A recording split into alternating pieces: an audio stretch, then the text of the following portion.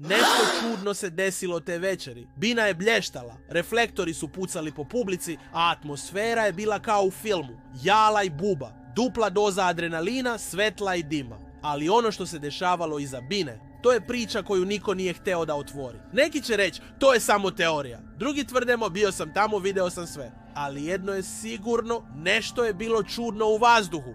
Sve je počelo nekoliko sati pre nastupa. Navodno, neko iz njihovog tima, možda čak i blizak prijatelj, nije imao prolaz za backstage.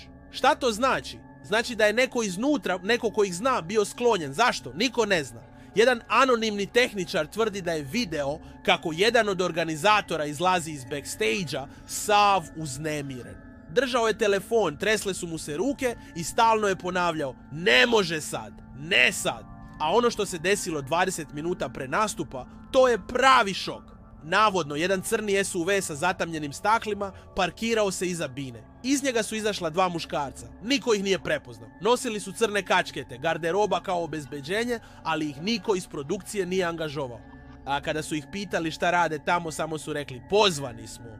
Pozvani? Od koga? Ali to nije sve. Jedan od njih je ostao u kolima, sat vremena, nije izlazio. Drugi je bio tik uz backstage, konstantno na telefonu. U tom trenutku Jala kasni, publika već uzvikuje njegovo ime. A u backstage-u tišina, tišina koja para uši. Onda, bum! Jala ulazi, hladan kao led, ni pozdrav ni osmeh, samo pogleda oko sebe i kaže: gde je on? Ko? Kome se obratio? Šta se dešava? Neki misle da se radi o porodičnom problemu. Drugi kažu da je to bio trenutak kad su pukli odnosi u timu. A najluđa teorija, da se neko iz konkurentskog sveta muzike pojavio da sabotira CEO nastup.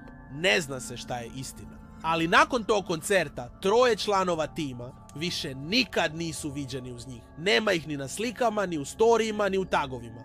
Kao da su izbrisani. A na Instagramu jedan stari komentar ostaje misteriozan: to veče je bilo posljednje, a vi ni ne znate zašto. Je li istina ili samo dobra priča? Ne znamo.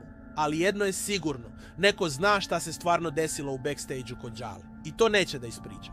A sad ti reci, da si ti bio tamo, da li bi čutao? Ako ti je i ova priča naterala jezu niz leđa, sačekaj sljedeću. Biće još čudnije, pukni sub, jer sljedeći put pričamo o onome što se nikad nije smelo reći.